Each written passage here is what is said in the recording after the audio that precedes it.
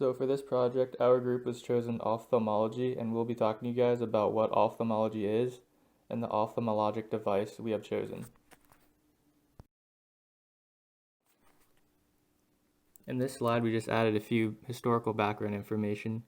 So to start off, in 1583, the German physician George Bartisch, who many consider the father of ophthalmology, published a Renaissance manuscript called Ophthalmodalia. This manuscript was mainly about eye disorder and eye surgery. In the 1600s, Samuel Sharp performed the first intracapsular cataract extraction. And in the 1800s, Charles Babbage invented the ophthalmoscope. In 1950, Harold Ridley created the first intraocular lens, and in 1984, Thomas Mazzacco created the first foldable intraocular lens. So what is ophthalmology? Ophthalmology is the field that aims to solve and prevent diseases and deficits relating to the eye. And this is important because everyone's eyesight, for the most part, will decline with age. And it's important to have specialists to treat our eyes when needed. Ophthalmology also involves the study and treatment of a large variety of eye disorders such as nearsightedness and glaucoma. For clinical need, a big thing is that children have a greater risk of developing ophthalmologic issues. At our day and age, young kids around 5 to 10 years old and even babies already have their eyes glued to either a tablet or a phone. Especially people like us in college spend most of their days facing a laptop screen. These long hours staring at a screen, studying for an exam or doing homework causes a lot of discomfort in the eye, and this discomfort can add up and lead to something more serious in the long run. However, 90% of issues relating to the eye are preventable. For market significance, there's a $145 billion economic impact a year within this field. This is 1.5 times lower than the economic cost of heart disease.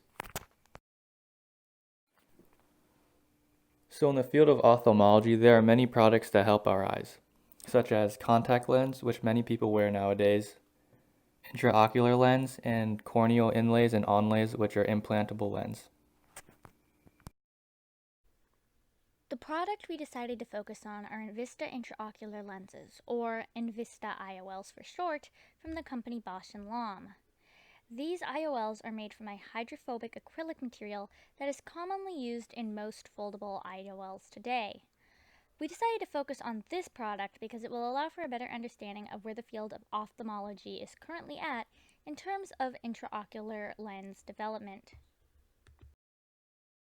Invista IOLs are composed of a large variety of biomaterials, one of which being hydroxyethyl methacrylate.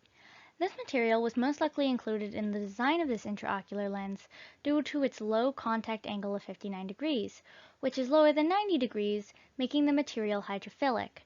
This makes it possible to disperse water throughout the entire IOL, which helps prevent glistenings, a common problem associated with intraocular lenses. Another material used in Invista IOLs is polyethylene glycol phenyl ether acrylate, which has a low glass transition temperature of negative 48.5 degrees Celsius.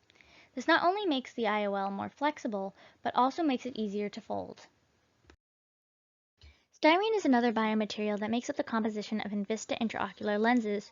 Not only does its high index of refraction make it possible for smaller incisions to be made during surgery, but the material is also hydrophobic, with a contact angle of 89 degrees, which prevents the water content of the IOL from becoming too high. In addition, styrene also demonstrates an impressive relative yield strength of 85 megapascals, which increases the overall durability of the IOL. Finally, ethylene glycol dimethacrylate is used as a crosslinker for all of the materials previously mentioned. This helps to improve the IOL stability as a whole. Aside from the biomaterials that make up their composition, there are plenty more details to go over when discussing the design of Invista intraocular lenses. For one thing, they are monofocal as opposed to trifocal, meaning they only have one point of focus. In addition, they are foldable as opposed to rigid and are composed of a hydrophobic acrylic material, the components of which were previously discussed in detail. They are composed of only a single piece and have C-loop haptics, which can be seen on the figure to the right. They are also designed to absorb UV light. Similar to other intraocular lenses, Envista IOLs are designed to replace cataractous lenses in the eye in order to help improve vision. They are intended to be a permanent fixture, never requiring replacement after implantation. In addition, a single Envista IOL costs around $100. So we're going to be going over the company's history, an overview of the story of Bausch & Lomb, one of the oldest continually operating companies in the U.S. today. And it traces its roots to 1853, when John Jacob Bausch, a German immigrant, sets up a tiny optical goods shop in Rochester, New York. So here's the case. He needs some money, and he borrows the $60 from his good friend, promising that if the business grew, Lum would make a full partner. So, the business did grow, and the partnership was formed. And by the 1900s, Bausch & Lomb continued to demonstrate its place at the forefront of technological innovation for optical products. We're talking about microscopes, binoculars, and even a camera shutter based on the eye's reaction to light. We're also talking about the first optical quality glass made in America, groundbreaking sunglasses for the military in World War I, and also created the lenses used on the cameras that took the first satellite pictures of the moon. And that's shocking for me. In 1971, Bausch & Lomb introduced the first soft contact lenses and is still the largest global provider of eye care.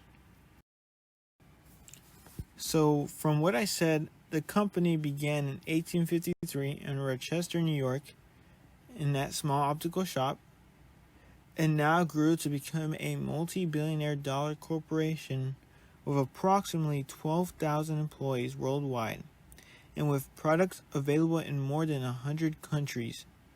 That's crazy, guys. And you can find these companies worldwide, North America, Mexico, Brazil, etc. And average starting salary is $22,000 for a product engineer. So on this slide, we're going to be going over their current products, but not mainly each individual product name. I'm mainly going to be going over their broad categories of products. There are 3: vision care, pharmaceuticals, and surgery such as cataract and more. They offer contact lens, including brand names such as Ultra, BioTrue One Day, Pure Vision, Soft Lens, Boston, and Optima. And their lens care products include BioTrue and brand new brand of chemical disinfectants for soft contact lenses, as well as the Boston line of products for cleaning JP contact lenses. In the pharmaceuticals section, their products treat a wide range of eye conditions, including glaucoma, eye allergies, conjunctivitis, dry eye, and retinal diseases. And they offer generic medicines available by prescription, over-the-counter eye drops, and other medications. In the surgery section, they offer a full suite of products, including intraocular lenses and delivery systems featuring the Crystallens, Softport, and Acryl brands of IOLs, and other surgical instruments and devices, including something such as the Storz line of instruments. So, when it comes down to what's most important, their product reflects over commitment to developing innovative products that can help improve people's lives. That's the main objective. So, here are a couple new products that I listed here, just so you guys could hear and visualize. They have a new and I can't pronounce this word, I apologize. I'll try my best. Ophthalmic visosurgical device. They got the extended depth of focus intraocular lenses that I mentioned previously in the slide before. They got custom soft contact lenses, and they also have preloaded intraocular lens injector platform for Invista intraocular lenses, which is, I believe, their own products. This is a quiz with questions regarding the material covered throughout the presentation. The rest of the slides after this one simply consist of the work cited. Thank you all so much for watching, and I hope you learned something about ophthalmology.